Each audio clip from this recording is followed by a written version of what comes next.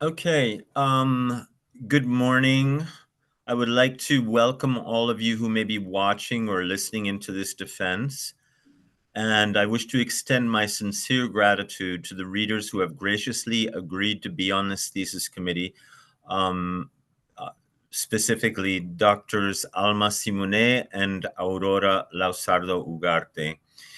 Today, Viviana Cintrón Ortiz will be defending her thesis titled Language Attitudes of Spanish Speakers in New England, a translation of excerpts from Las Actitudes Lingüísticas de los Hispanohablantes en el territorio de Nueva Inglaterra, Estados Unidos, by Estela Calero Hernández. Okay, so we will be beginning now with a presentation by Viviana, and then we will be opening up the floor after the presentation to comments and questions from our readers, Alma Simounet Bey and Aurora Lauzardo Ugarte. And we already heard the whole procedure, so I'm not going to repeat the whole procedure again. But I think that we're very anxious to get starting with Viviana's presentation on this particular thesis project. Okay. Thank you all again for being here, and thank you, Viviana. Thank you. All right, I will be sharing my screen. Please let me know if you can see it.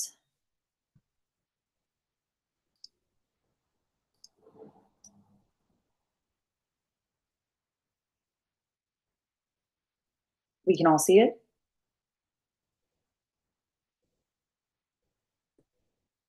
Okay. So good morning. Thank you everyone for first and foremost, right, accepting to be part of this project. To me, it's very, very special. And right, thank you to my advisor as well, and to my readers. And for those viewing at home, thank you for being present with me. As part of this defense, I will be presenting elements of my translation project, Language Attitudes of Spanish Speakers in New England, written by Estela Calero Hernández. So this is our agenda. We will be going through a little overview of the dissertation itself, the location, identity, gaps in research, some personal reflections of my own, and then some closing thoughts. Let's start this off. So part one is translation project overview. So the study is divided into two key sections. The first part lays this theoretical groundwork, exploring prior research, key concepts like bilingualism and Spanglish, and the role of Spanish itself as a heritage language. The second part then dives into the statistical analysis using surveys to examine the linguistic attitudes or language attitudes among different Hispanic groups, those born in the US versus abroad, younger versus older, and university educated versus others. So together, right, these two parts, they integrate into giving us this qualitative and quantitative perspectives, basically just giving us a broader understanding of this linguistic landscape.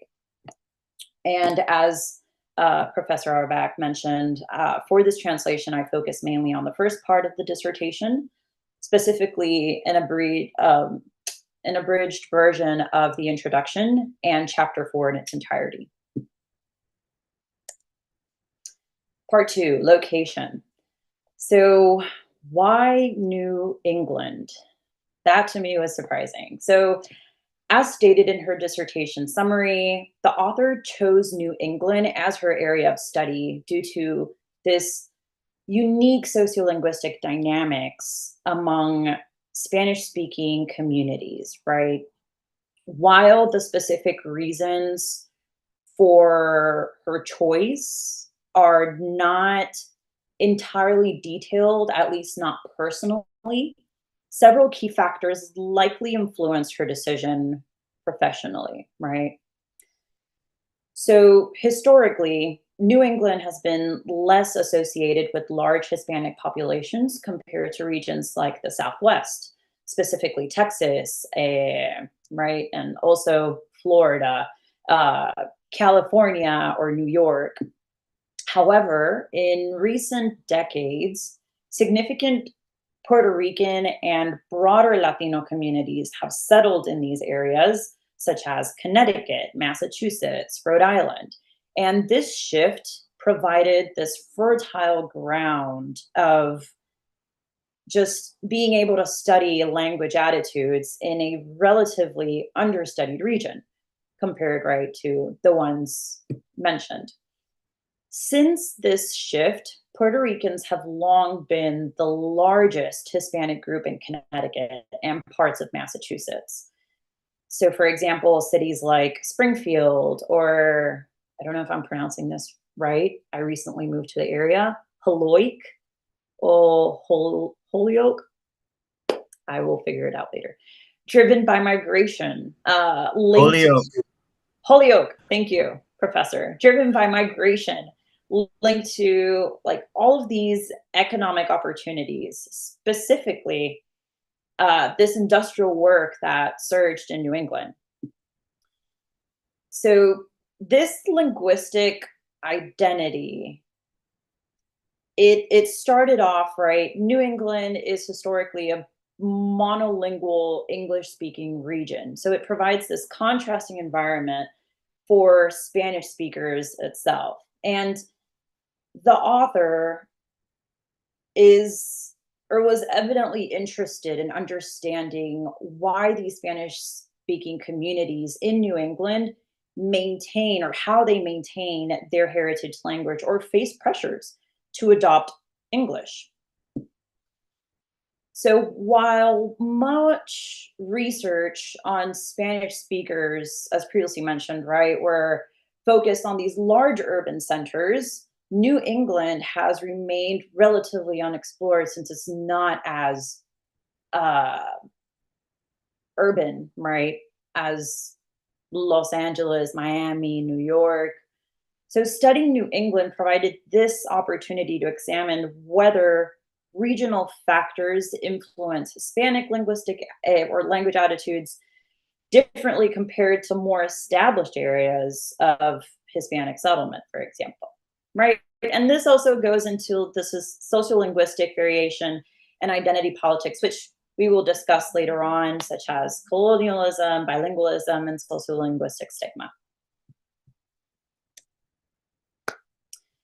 So New England has this long-lasting connection to Latino migration due to all of these economic ties to industries such as textiles, manufacturing, and agriculture. So this historical movement created these little pockets of Spanish-speaking communities, particularly in Connecticut and Massachusetts. So cities, for example, like Hartford, New Haven, and Bridgeport have these substantial Puerto Rican populations, making the state this prime location for sociolinguistic research. And this Latino migration to the Northeast, particularly in the States, have shaped this combination of economic and social factors over the 20th and 21st century. And right, I mentioned some here, like for example, this economic transition in Puerto Rico, like shifts from agriculture to industrialization, right? After 1898, the economic became heavily focused on sugarcane production, which is a cash crop mainly controlled by U.S. corporations. Operation Bootstrap and job displacement as well. So this industrialization brought jobs, but they failed to absorb this agricultural workforce, leading to massive unemployment and underemployment, particularly in these rural areas.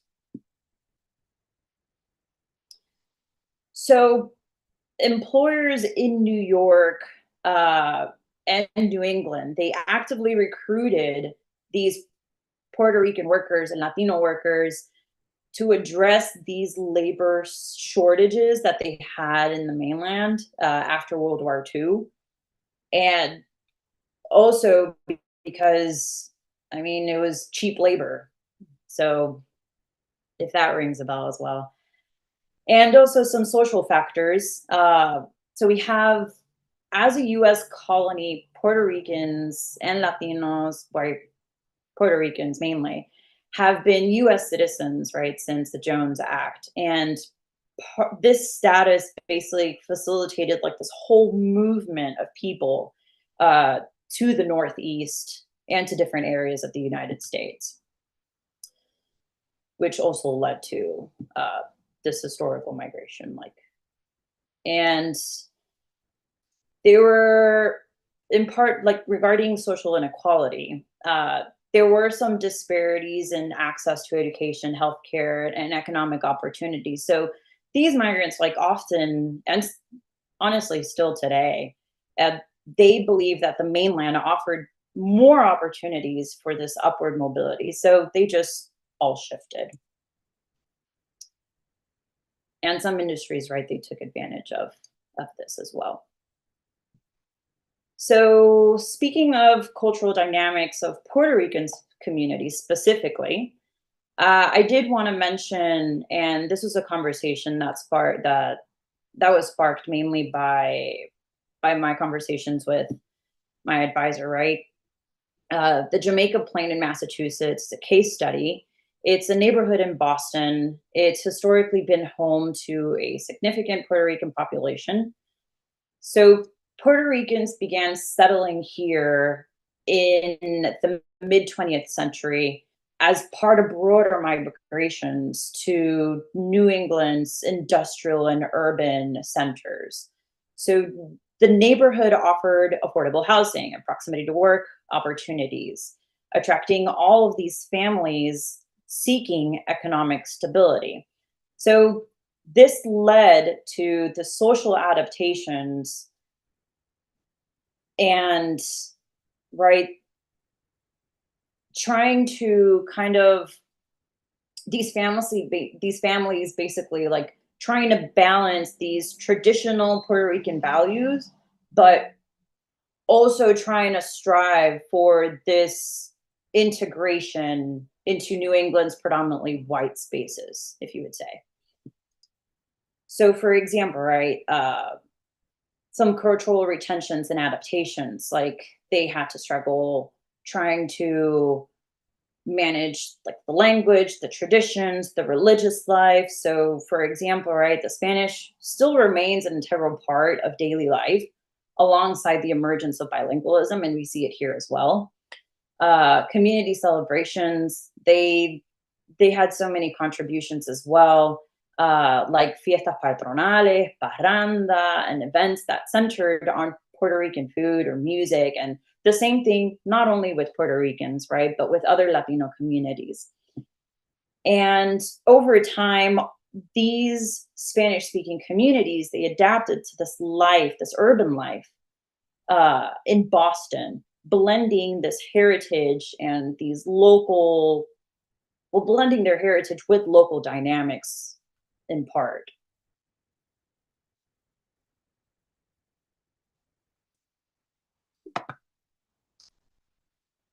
So now let's dig into identity. So language is often approached as this scientific system, right? With focus on structure and rules and categories. But this perspective, specifically rooted in linguistics, can sometimes feel, not sometimes, but oftentimes, can feel cold and distant.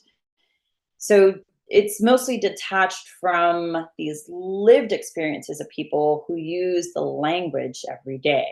Not saying that it's almost always, but most of the time. However, right, language is far more than this scientific construct. So it is deeply tied to identity, community and culture. And for many Latinos and Spanish-speaking communities, language embodies this history, their colonial legacies, their resistance, as well as, certain feelings of belonging and pride. So language is not just words or grammar, it carries this collective memories and struggles of people. So for example, right, as I as I mentioned earlier, we will probably be using some Spanglish in this defense, but the blending of Spanish and English into Spanglish is often viewed as imperfect or informal in certain contexts by outsiders.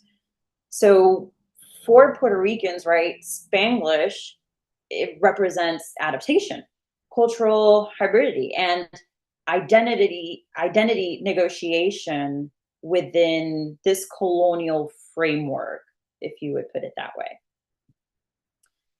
So my question then started, like, how do outside perspectives kind of like impose these frameworks on our identity?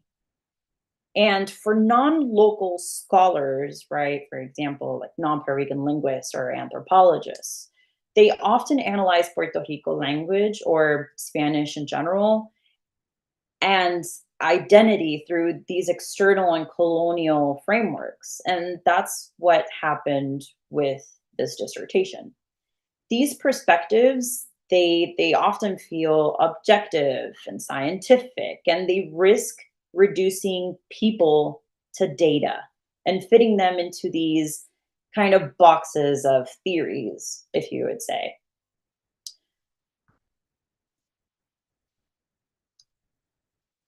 So moving forward, right, language is not merely a tool for communication. It is a fundamental part of our identity, of identity formation for not only Puerto Ricans, right, but for any other Latino community. And it connects individuals to cultural heritage, community, lived experiences. And, right, as previously mentioned, Spanglish is our cultural hybridity. It's our form of resistance as well. So language is identity. And for Spanish-speaking communities, whether it be, right, Spanish, Spanglish, or English, it represents this complex histories of belonging and adaptation and survival. Now, what happens, right, if there's these gaps in research? So colonialism has had this profound influence on the way that research is conducted, specifically in fields like linguistics, anthropology, and cultural studies, as previously mentioned. So traditional research methods and interpretation, they often reflect the power dynamics of colonial history. They kind of position the researcher as the objective observer and the community as the subject of study. They also impose this external framework that prioritizes Western academic norms while marginalizing local knowledge, if you would say. And then what happens here, right? It's an exclusion of local knowledge. It's an exclusion of Latino scholars or Puerto Rican scholars studying their own linguistic variations and their changes and their identity as well. So it takes away that local perspective. Now, there is an alternative, right? The decolonial methodologies, which specifically centers in local voices. So rather than analyzing communities as subjects, decolonial approaches, they amplify these local voices as active agents of knowledge and cultural meaning. So for example, right, if we use Puerto Rican scholars studying Puerto Rican Spanish, we would understand, right, its cultural and historical significance without pathologizing it.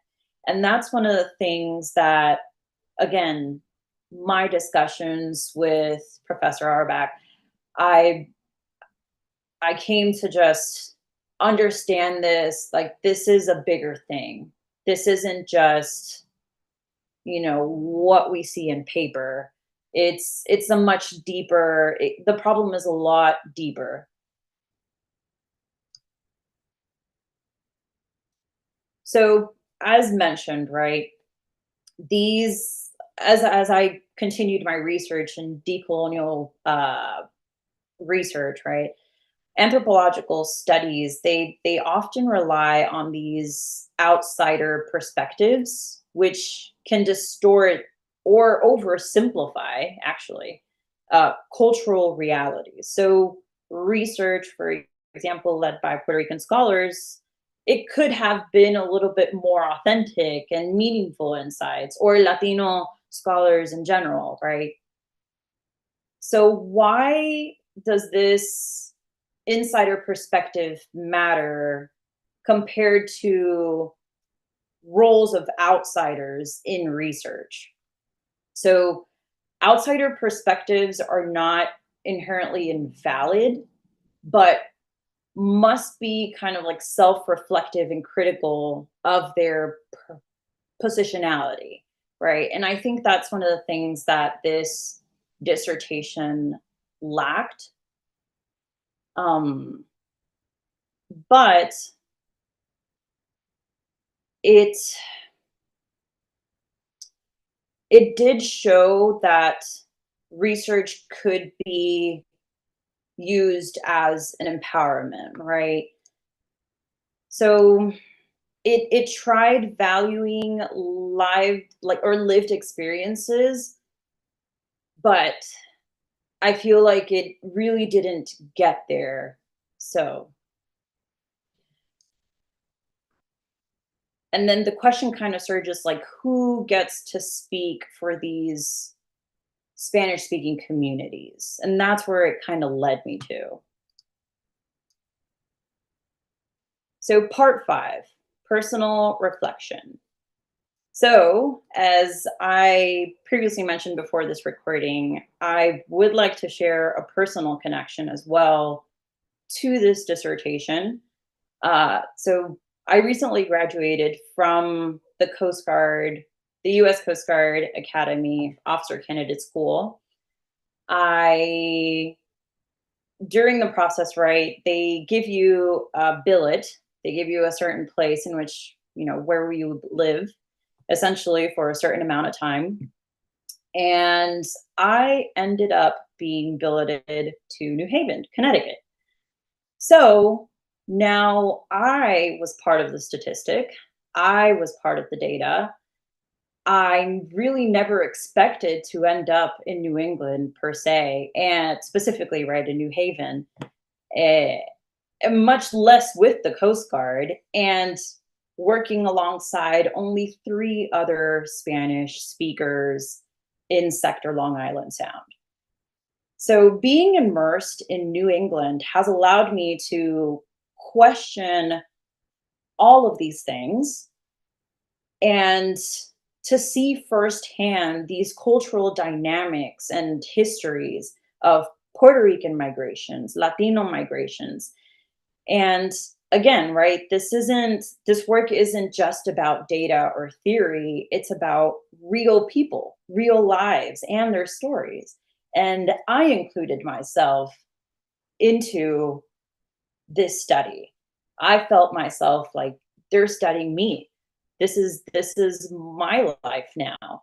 And for that to happen, now that I'm in Puerto Rico right now, but now that I'm living in New Haven, I feel surrounded by these realities, and it makes the research much more personal and deeply meaningful.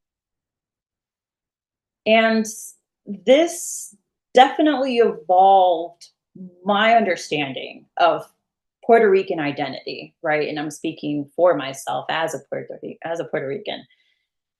It's always evolving and it always will. And right, years from now, I can probably look at this video, at this recording, and just see myself with a whole different identity, or see my identity as something completely different, right? And it's going to continuously change because of the encounters, the interviews, and the observations. And just being in sector Long Island Sound with only 3 other Spanish speakers, it makes me feel so powerful, so powerful. So the fact that I'm part of this project, that I could, kind of give a voice to people, it really made it even more uh, just meaningful to me. So by combining these personal reflections with academic study, I feel like I could better kind of like understand and honor these complex identities of Puerto Ricans and Latino communities in New England and in other areas as well. So some closing thoughts. I kind of came to question, right, after my discussions with my advisor, after revising several times my thesis and trying to understand, like, how do these language attitudes affect me on a personal level? How do they affect Puerto Rican communities? How do they affect Latino communities in general? I These questions kind of like reminded me that understanding identity is an ongoing and collective effort, and that identity isn't just one dimensional. It's shaped by all of these histories, all of these stories, uh, collection of languages and culture together. So these open questions are not just for me, they're for all of us who care about representation, identity, and the future of Puerto Rican communities and Latino communities.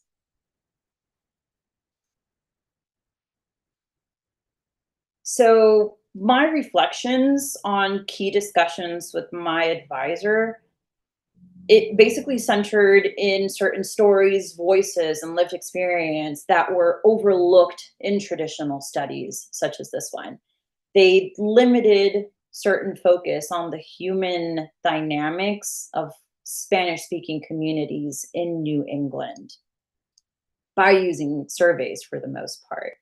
And these gaps often they stem from this research that prioritizes this data and theory over these personal stories, as previously mentioned. So, kind of like a closing thought, this isn't just academic, it's trying to find and share these missing perspectives that truly define a Spanish speaking community, whether it be Hispanic or Latino, or specifically Puerto Rican. So, kind of to bring everything together, Spanish speaking communities in New England have been historically underrepresented in research. Studying these communities offer insights into, like Estela Calero Hernández mentioned, migration, adaptation, and resilience in the face of economic and social political challenges. And these communities, they reflect these complex interplay, right, between culture, identity, and history. So understanding these Spanish speaking communities in New England was key for understanding this broader patterns of migration, identity, and decolonization. And with that, I would conclude that this research for this translation project was beyond what I ever imagined. I think just the ironies of life, like I mentioned prior to this recording, was honestly very eye-opening for me as a Puerto Rican, as, you know, someone who's working in the United States now, living there alongside my family, and trying to feel represented, trying to feel like I'm not just one of the statistics, one of the data, you know, that just migrated to the United States. I want to keep that culture. I want to keep, you know, these traditions, these voices, these struggles, and these contributions alive. And I was very, very honored and happy that I could translate this project for not just, right, my professional endeavors, but also for other people. And with that, I will conclude my presentation. Thank you.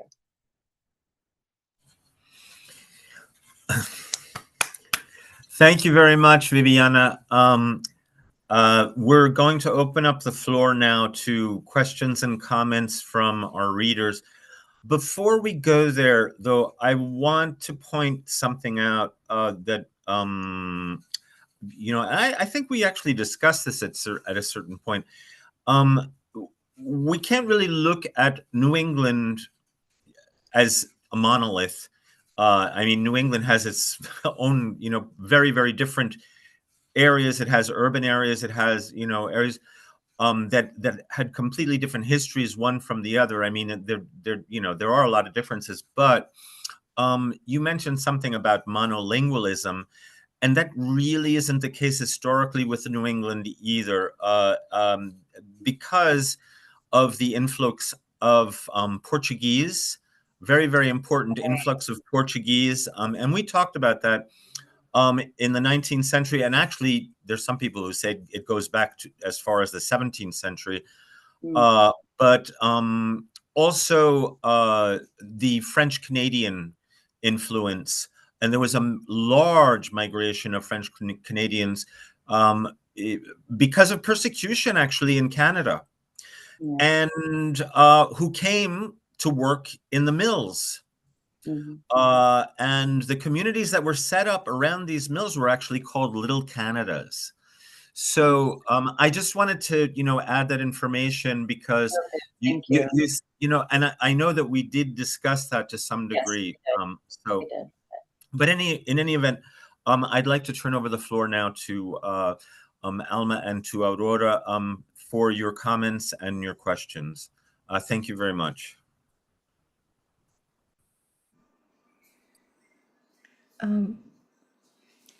Alma, do you want to start? Do you want me to start? How would you like to do this?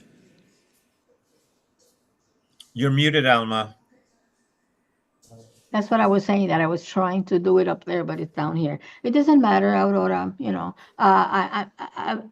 First of all, you know, I want to thank Viviana for including me into, or inviting me to be part of this committee.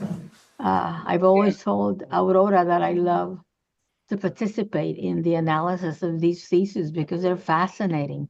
As a linguist, I just love to deal with language. Okay. Good. We need that perspective here. So good.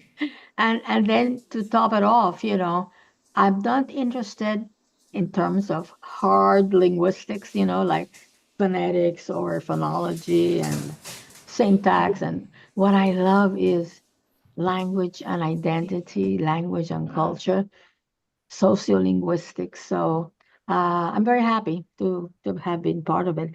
And I'd like to commend you, Viviana, because first of all, you wrote an excellent preface to your translation. Really. And I'm not talking just about in terms of knowledge and information. It's in terms of your style of writing. Very professional, very knowledgeable. And I had a good time reading these things. Sometimes when you're reading at the bachelor's levels, things that students write, and then you get to this, I said, oh, what a wonderful experience, you know. So, yes. Thank you. Linguistics is not an easy discipline. I started studying linguistics when Chomsky came out. And like you say, I couldn't find a connection to what I was interested in. He was into something totally different. He was a revolutionary, but his studies made linguistics even harder to understand in terms of semantics, in terms of phonology. He opened up the big door, but I was not attracted to that door, to whatever was beyond that door. Okay, so translating from a doctoral dissertation, in this thematic context and group to be, I think, very mentally demanding, taxing in terms of finding the right way to translate this. And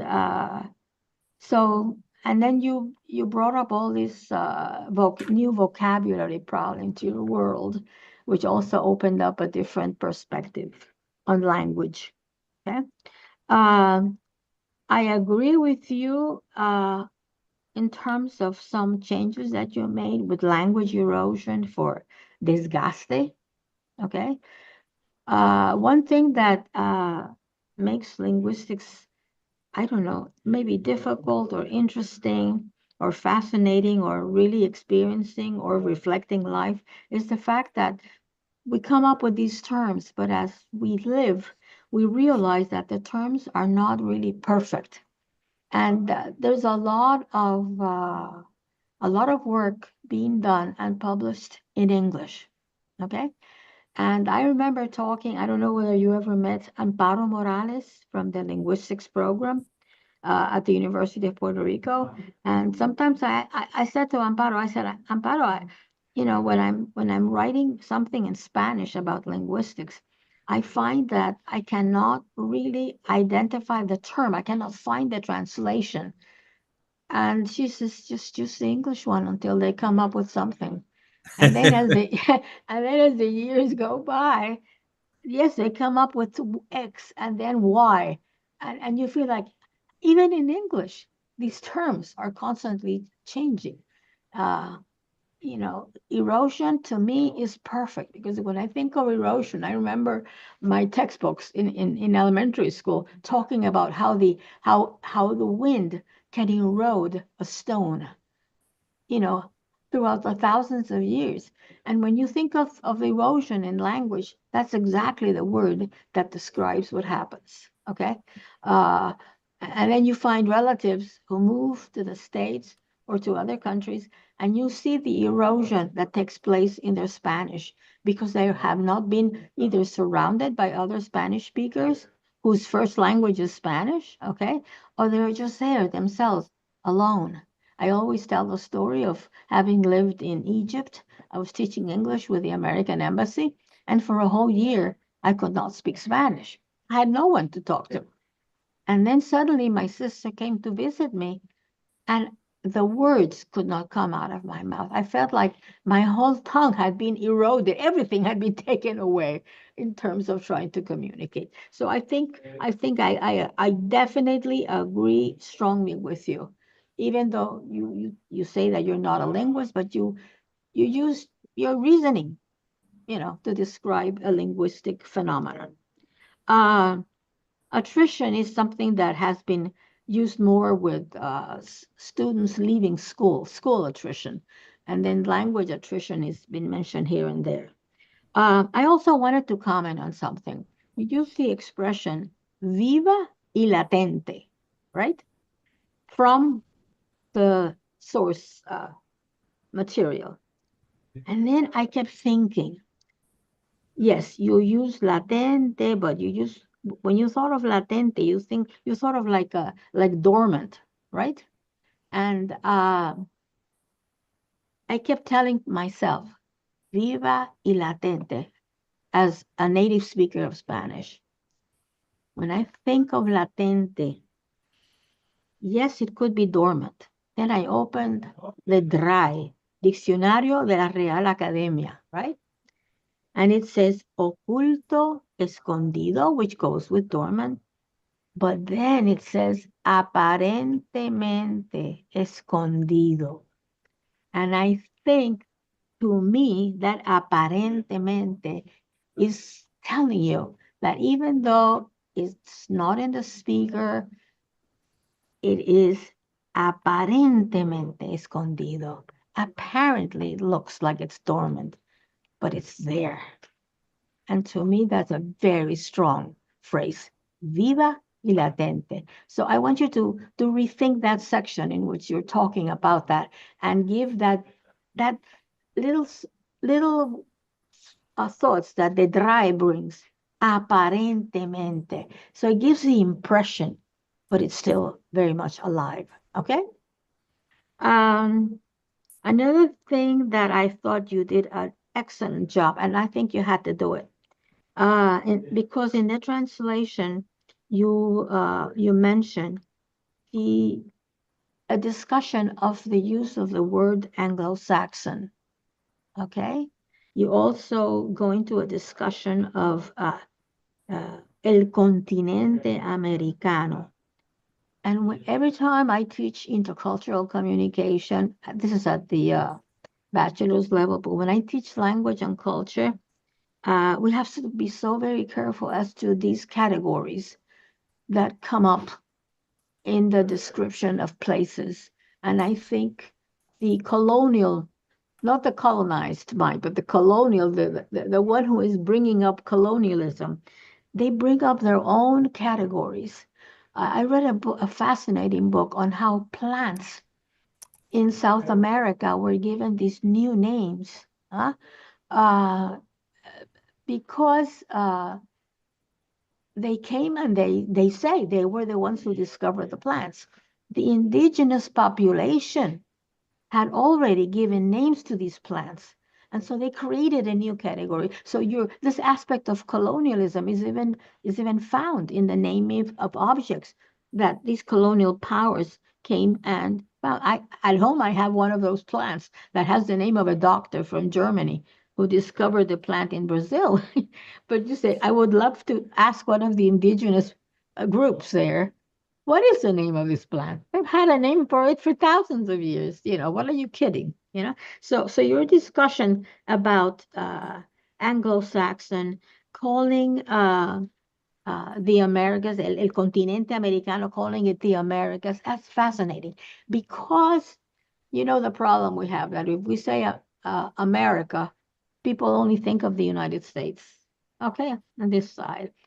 But you know that America, the name was not even, it didn't even appear on a map in the northern hemisphere. It appeared in the southern hemisphere in the first map, So so what are you talking about? And I think when we think about it, it's the Americas. So I found your discussion excellent, really excellent. And I know that part of this came from discussions with Professor Auerbach, whose contact with the real world, with the outside, with what is going on, how people refer to territories, is very sharp. So I commend you on that, Viviana. Excellent translation of that. Another I have a thing. question. Excuse me. I have a question, Yes. Alma. Going back to this viva y latente. Okay. Just so I just want to get back to that thread so we don't lose it. Is there anything wrong with using the word latent? You're the native speaker of English. You tell me. Well, I don't know. Latent. I don't know, because it's not. Is it broadly used like that in English? Well, latent is certainly a term that's used clinically all the time. Clinically, exactly. Clinically, yes. Yeah, but I don't know. How do you feel? Well, the only thing is that latent might have a pejorative, baggage along with it. ¿Verdad? Negative, yeah. Mm-hmm. Yeah. So. Yeah. But you followed my trend of thought. Yeah. Yes, I did. Yes, I did. But when you went to the part about aparentemente, escondido, and then that really, to me, that is something that ties in together with latent. So okay. I don't know. But I'm not sure that anyone would really want to use that so much in linguistics, because it has negative baggage attached to it. So, and dormant, but any word could have negative. And dormant can also mean that it's something sleeping. It's like, yes, like it's there. there's no way to get around these things. Yeah. I think the it's on a- idea is that don't think that this thing is just because you're surrounded by L2, that L1 is going to disappear, you know? No, it's still there. yeah. Yeah. I don't know. And when I think of latente, I think of the heartbeat. You know how people sí. you know, like what que Beating, late, right. that it beats, you know. So Yeah. it's And interesting. I'm sorry, if I may. Oh, claro. I also considered it at first, right? I had written vivo y latente, alive, alive and latent. I think it was initially, and it didn't. I mean, at first I thought it would have been the ideal translation for it, but then it didn't roll off the tongue as easily. To me, honestly, I use it more in Spanish than in English. Right? When I think of a volcano, that was my first thought, right? Está vivo y latente. Claro. Dormant, when you use the word dormant, yeah. When we talk about, I kind of trying to put volcano and language together, but it trying to see kind of like metaphor, if you would say, but it really didn't just roll off the tongue, and it wasn't until right, Professor Auerbach mentioned, like, there's something odd with this, like, let's try to look for something different, and he had mentioned dormant, so it was like, okay, it sounds a lot better, it rolls off the tongue a lot better, it gives it a more right, more positive, if you would say, like, if you like you were mentioning, but also a dormant volcano, you always think of it as, oh, it's dangerous, you know? This thing is not dead. But I think here in vivo y latente, it's very positive to me that it's not going to disappear. It's there. I'm not sure we necessarily want to. I'm sorry, Aurora. I just one quick statement, but I'm not. I think the important thing too is to see whether these terms are used.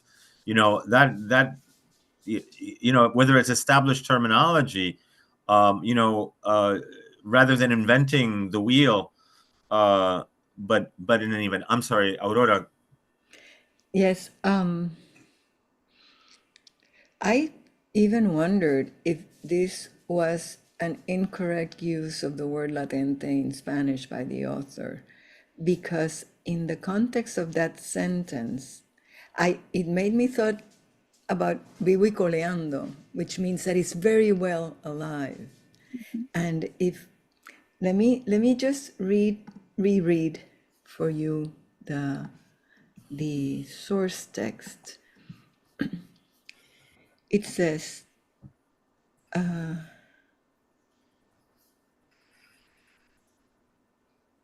el siglo XVI supuso la llegada del español al Nuevo Mundo y también al norte del continente recién descubierto, al actual territorio que hoy ocupan los Estados Unidos de América. Durante el siglo siguiente, el XVII, la lengua de Cervantes debió ver llegar otras lenguas traídas por los nuevos colonizadores y pobladores, el inglés, el holandés, el francés.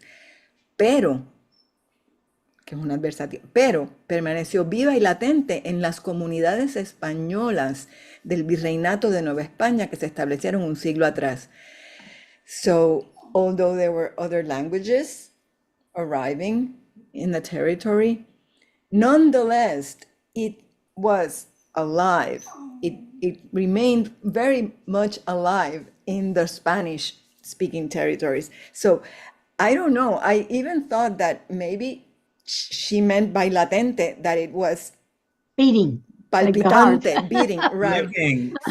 Porque por el contexto de la oración, la adversativa no está en vivo pero latente, sino está en vieron llegar otras lenguas, pero el español se mantuvo vivo. O sea, la adversativa está en otro lugar en esa oración. Así que mi primera impresión fue, ay sí, me encanta alive and yet latent. Pero todavía me queda esa duda si no será, if it's not an error or a less common use of latente in the source text, because el pero is not in alive but latent. El pero está en llegaron otras lenguas, pero el español se mantuvo vivo.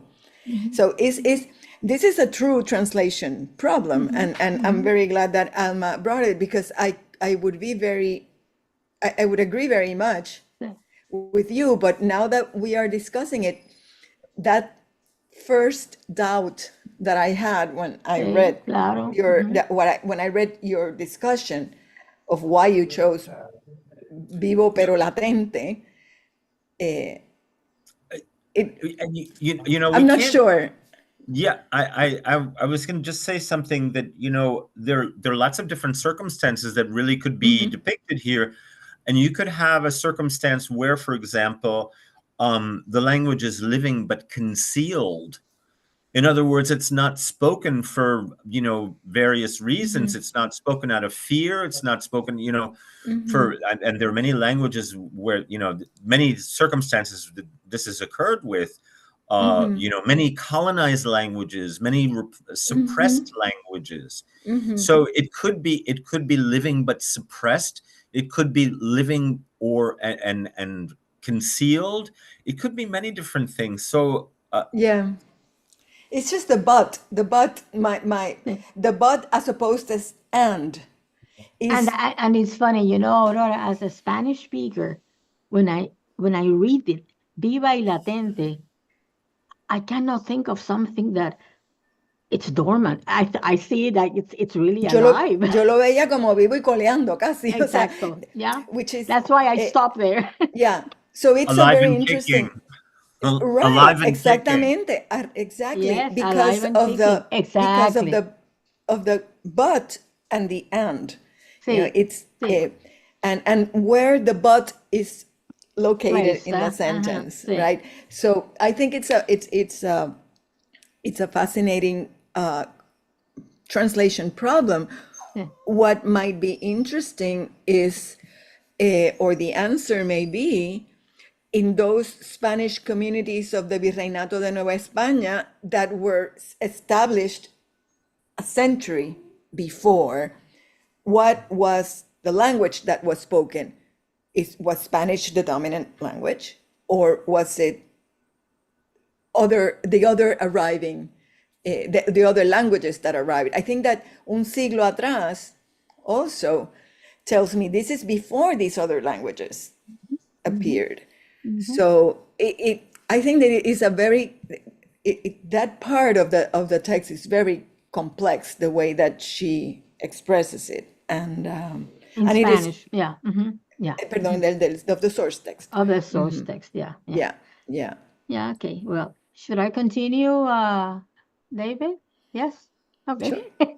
But it was interesting. It's fascinating, to talk about these things. Yes. No, absolutely continue. Sorry, I'm just adjusting something. Okay, Kevin, I was just thinking maybe, I should. And then, of course, another thing is finally, from your preface, I think your understanding of, in translating, the Spanish sentences were longer and more complex.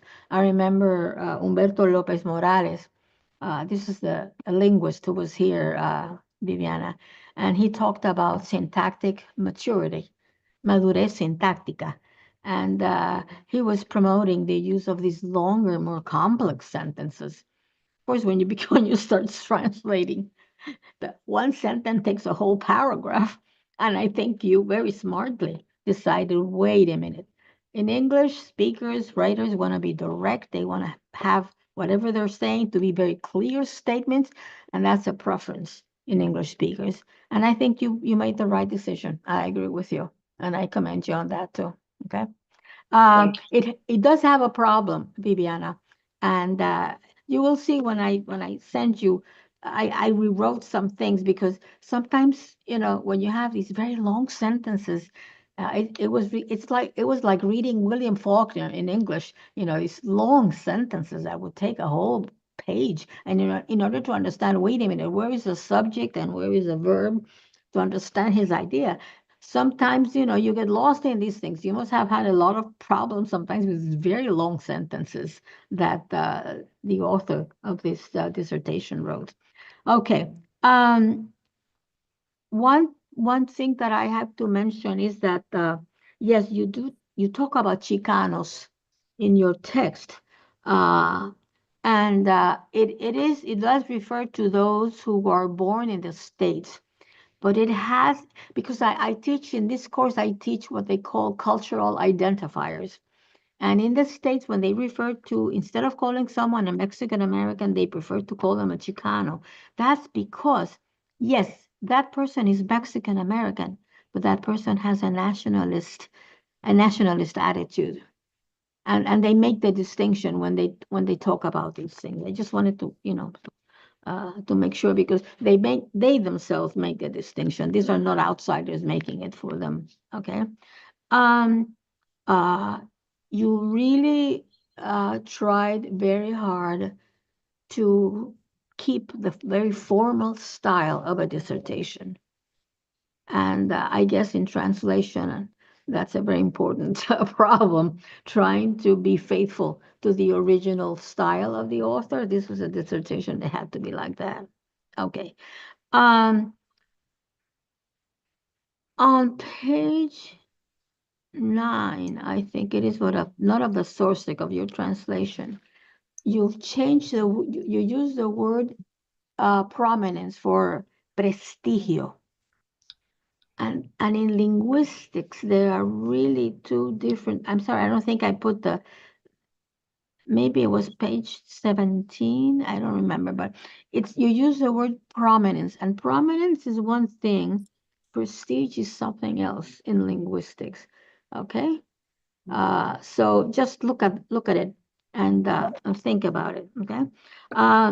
Another problem, this was originally a source text, page 88, your translation, page 14.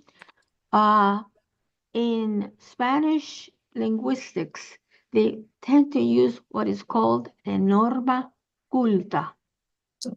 You remember that? La norma culta, okay?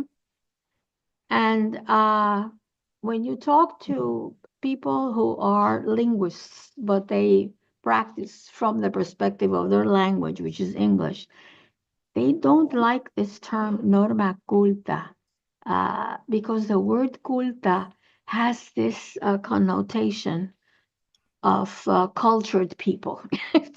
Okay, so they don't like to use norma culta.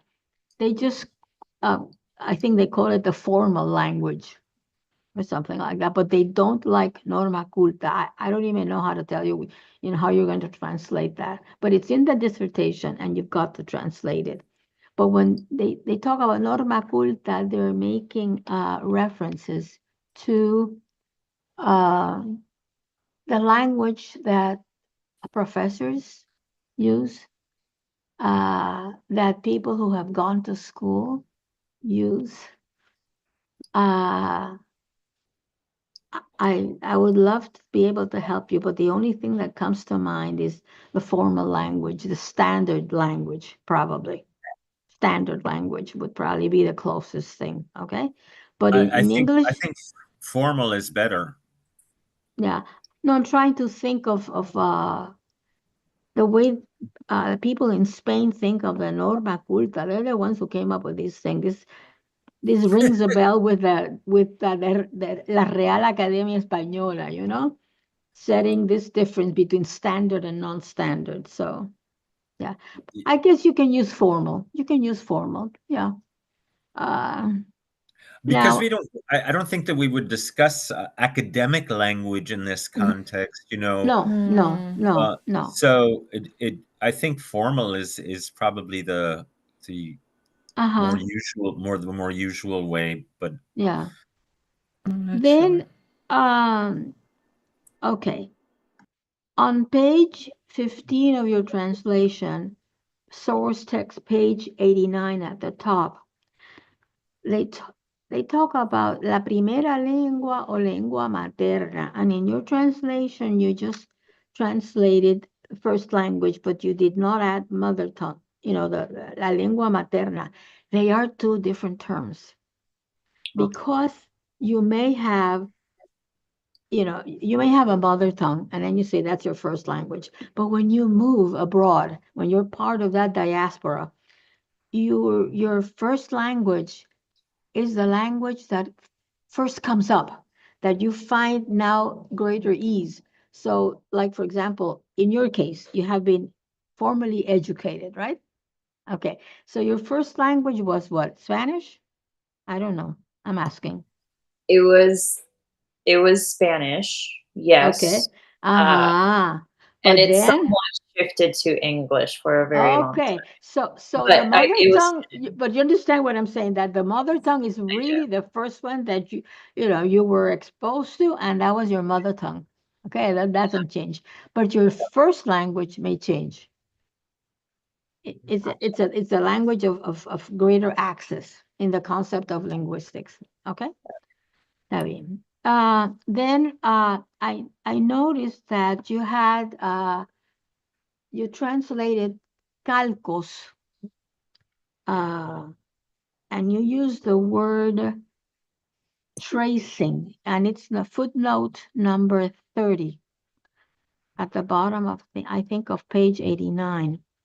Tracing refers to making copies. It sounds like rubbing. I don't know whether I can explain, because I'm not an artist in that sense. I was not trained in that.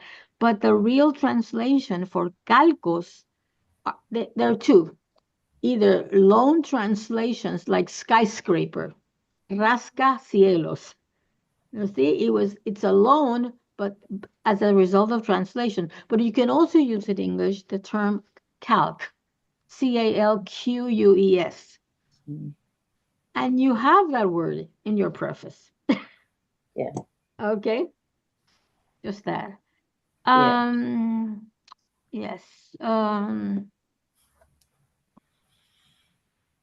I'm just I want to find, because you had a problem in which I believe there are two places, and I marked that in your translation, that there is one sentence that you repeated, and then the next sentence you did not translate. You understand what I'm saying? That you have a paragraph, and then the paragraph ends with a sentence, but then that same sentence appears. And then in the source text, there is an additional sentence that then you did not translate. But I find that every time I deal with these translations, I can see how it could happen. You get to a point where I think when you're very tired, you have to leave that there and then go do something else and come back. But I noticed that, okay? And I marked it in the text. Thank you. For you. Diane? Okay. And I know it happened twice, okay? Yeah. It's on page 17 of your translation, 91 of the source text. Sentence not translated. Okay? Okay.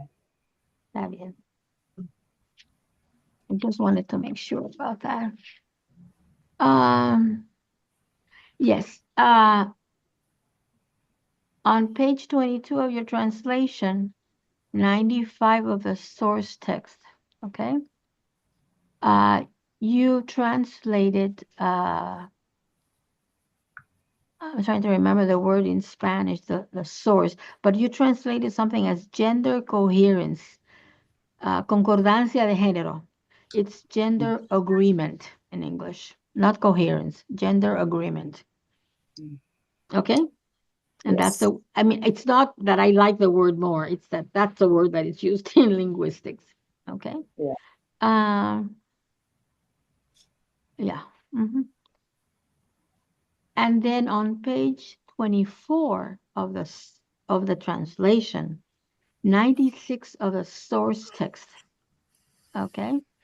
It was the word trying to remember the word but I think you translated it as a guion. the word, okay, I know, the word was penúltima, un guión, and then you translated that as a script, but in the sentence, it's a dash. That's a dash. Ay, que son cositas, yeah. Yes, there's on page 98 of the Spanish, the last paragraph, line 4, calcos sintácticos y semánticos. In English, it should be syntactic and semantic calcs, or loan translations, again, okay? And then the second time that you did not translate a sentence is on page 30 of your translation, page 102 of the source. A sentence is repeated, but the next sentence was not translated. Okay. Okay? Yes, thank you. These are very normal things that can happen. Yeah, So, the more eyes on this paper, the better. yes. I don't want to, go into the other things that I did. I did rewrite some very long sentences that what you did was you tried to break that up into shorter sentences. I think there was a sentence in which was positive. No, it was negative, but you made it positive just by not including the little word no. Mm. But it's marked there. Okay, it's marked there. I happen to use in my approach, I do a lot of discourse analysis, but I also do a lot of what is called ethnographic work, which is anthropological. But what I do is I do a lot of interviewing, so that when I report cultural uses of language, I let the speakers speak for themselves. I don't put my words into their mouths, which is something that anthropologists many times do. But I follow this particular anthropologist, Del Himes, who was also a linguist, and he changed the world for me. He wanted to see language in the socio-historical and sociocultural context where it happened. And so he analyzed the language that was used. Within and with an informant who would tell him, yes, that's exactly what we mean. It's like checking. I know the word informant sounds terrible, but that's the word that is used in anthropology. He's the one who checks and makes sure that the one who's studying the culture has the right interpretation of that culture. And within anthropology, I just wanted to clarify that because I know you put anthropology as having problems, and yes, it had terrible problems. But Del Himes was a linguist and an anthropologist, and he brought me a methodology that really made me be able to do good ethnographic work. And my ethnography was based on 8 to 10 years of observation of a culture, not 2 weeks, which makes a difference. Okay. I have some things, but I think I will send that to you. Thank you very much again, Viviana. Thank you. I appreciate it so much. I just corrected terms that, because I know it sounds like, I can also use this word, but in linguistic, I had to give you the word that is really used in linguistics now, because you never know. Maybe in 10 years, they will use another word. Okay. Yeah. No, thank you. Thank you for your insights. That's honestly, it was very valuable, and I feel like I needed that. Linguistic and anthropological views or perspectives. Thank you. And I'm going to say something, in Spanish, which is, eres bien atrevida en tratar. Really, but you did a wonderful job, really. En tu atrevimiento fuiste exitosa. Okay? Thank you. I appreciate it. Well, thank you. Okay, David. Okay, thank you, Alma. Aurora, we're looking forward to your comments and observations. Yes. Well, thank you, Alma, for a master class in linguistics. And some of the Alma's observations, not not to the detail that Alma at some points told us, but I have all my comments. I sent them to you on Monday Yes. or Tuesday so that you had them. And I think that, again, I would still give some thought to the latent. I am not convinced, but you give it some thought and you decide. Viviana, I told you in my email, and I wrote David a little note when I sent you the revised text. Not only I am honored to be in this committee, this is such a beautiful work. This is an exemplary work. It was such a pleasure to read your thesis. It is so well written. Your vocabulary, your syntax, your everything. It is awesome. I was telling my husband, this is amazing what this student has done in this thesis. So you have all, I know. I remember I walked into the room and I was kind of teary because I said, this is truly outstanding. This is such a serious and professional work that you've done with this. And your writing is beautiful, impeccable, and I do commend you for that. It was a pleasure to read your thesis. And I liked very much, and I since Alma gave us all the basic aspects of linguistics, I only want to mention a few things, and I am going to mention them. Not that I didn't mention them to you before, but also for the sake of the students that are watching this defense. I always like to be a learning experience for them. And there are only a couple of things that I would like to point out that I pointed out already, and that you know what it is. I like very much the way you documented your decisions.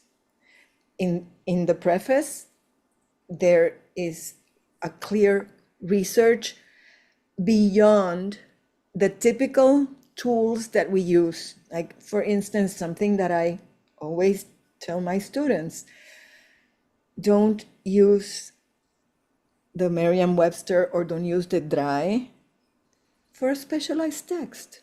There is terminology, there is a jerga, a discourse that belongs to that discipline, and there is where you should look. So the fact that your bibliography included these titles, I think is very important, and I would use your preface as an example of a well-documented decision-making process. Okay, so to me that was so important to see that what you had done and where you had looked for to solve your translation problems. So in that sense, that is exemplary. One thing that I did mention, and it has to do with how you manage the source, the resources, or the text, or parallel text, or text for research, or the text that the author mentions in her work, that are written in English, that the title is in English, and for which there are no Spanish translations. And I did see that at one point you put a title of and I'm explaining this again because I would like it to be a learning experience also for the students that are looking at watching this streaming. You put the title in English, a slash, and then the title in Spanish. Yeah. But you didn't do it all, and that could be a solution, maybe in brackets instead of with a slash, because if I see the slash, I will think that is the original title, that is the title, that this is a book both in Spanish and English, and that is the title of the whole book. So I would say that perhaps you could go over those titles that if you want to translate them, because I have been in situations where they ask me to provide a translation, my translation of the title of a text that does not exist in the target language, okay? And you can do that with brackets, okay? And maybe you could explain that in your thesis, in your preface. And also, I would like to see if you looked, where did you look? Because I'm sure that you did. Where did you look for those books to see if they had been translated into English?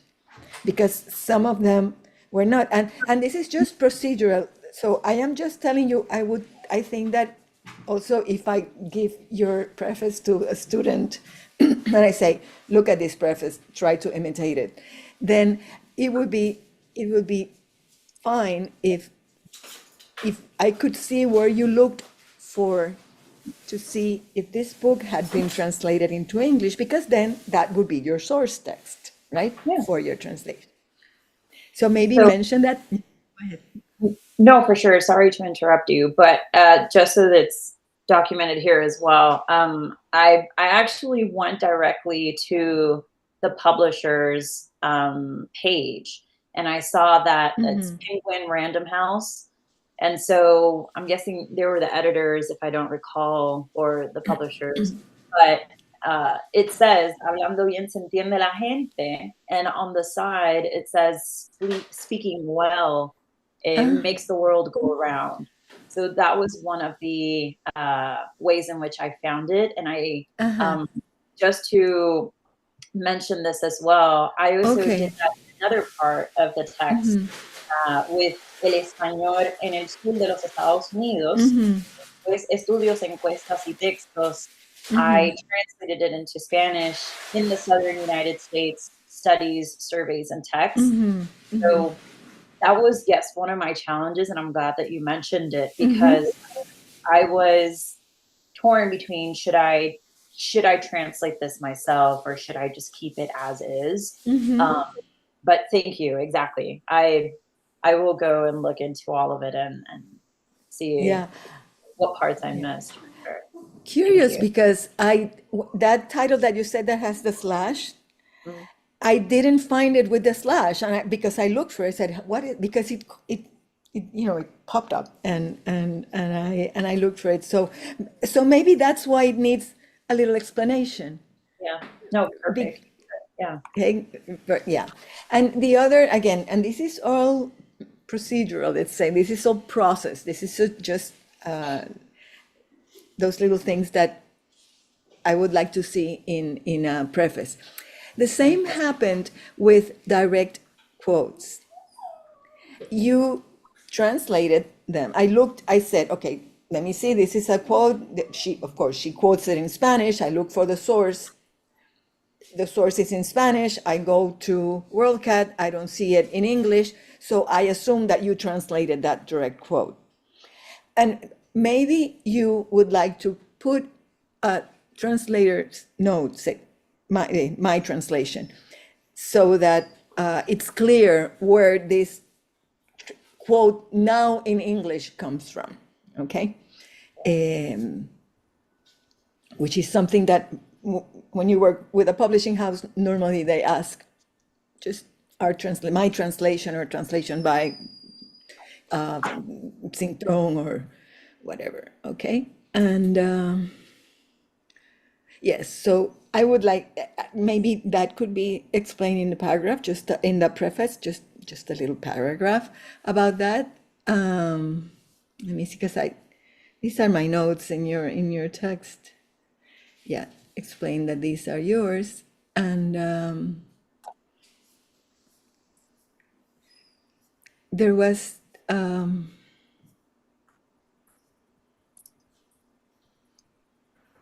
yeah, and one little contradiction that you had language attitudes, and then that you said that you would choose language attitudes over linguistic attitudes, and then there were some times where you kept the language, which is, of course, we change our mind, and not always. I did it in the presentation. I was like, language attitudes. And it's just that, you know, code switching. But yeah, I was very upset, to say the least, that I found that. Yeah, well, but this is right now, you can just fix that. And also, I wanted to add, I loved your presentation, and maybe you could include a couple of those slides in your preface. Your presentation was superb. I loved it, and I think that it complemented your preface. So maybe you could add some slides or a few things of your, I mean, if you want to do it, but I think it enriched it would enrich your preface, which is already an extraordinary preface. And I don't think I need to add anything else. My other comments are in the text, but again, I am delighted with your work. I was delighted. I told David, she's excellent. She's and David says she's very motivated, and so, you know, we are very fond of you, and you make our program better. You make us better with your hard work. Thank you so much. Thank you. So that's it. Okay. Okay. Thank you, Aurora. Thank you very much. All right. I think we've reached that stage now where we want to have Viviana escorted out of the virtual room. If Barbara is around to help us with that. Yes, she is. Okay. We are now live streaming. So, Viviana, as you can see, we didn't have to spend too much time discussing this. We all feel that you did an excellent job. So we have no qualms about assigning a grade of sobresaliente. And you know, it's something to think about. So we will give, in addition to that, we are saying con recomendación para publicar. It's something to think about, you know, maybe, you know, if you want to, you know, contacting the author and saying, look, you know, this could be very interesting for an English language, you know, for a US audience, since this is unique, you know, research. So in that case, we would say that, you know, you probably, you do have to consider, of course, the recommendations, the corrections, the revisions that were made, you know, by the readers. But unconditionally, regardless, you did extraordinary work. And, you know, so we're very happy. I'm very happy. And congratulations. Yes. Thank you so much. I appreciate all of you. Thank you. Yes. Bravo. Okay. Thank you. And now, what do you, I hope that this means something for your career in the Coast Guard. Will it? It does. So for the longest time, I've had this huge kind of like issue trying to figure out how all of my talents kind of come together into one job. Or into one career. So apart from studying languages, Portuguese, Italian, linguistics, and also, right, being a student pilot, which those are my dreams as well. I enjoy languages in general, and I love project management, and I love education, and I love everything about it. So having like all of these skill sets kind of come together with the Coast Guard has been just honestly a blessing, because I can use my Spanish skills in the command center. I can help like these translations, but right, more of translations of documents and interpretations of real-time cases. So it's amazing, honestly. It gives me kind of just like this power tool that nobody else has at Sector Long Island Sound. And that to me is like, I'm representing my country, I'm representing the program, I'm representing you know, the people that helped me build myself to where I am today. So it's only upward from here. And I appreciate all of you. Okay, thank you. Congratulations. And what a Thank you. beautiful Congratulations. representation. Yeah. Yes. Honorable, dignified representation. Yes, Thank you. yes. Yes. And we wish you all the best in your future endeavors. Definitely. So I think that we're ready now for a snapshot, no?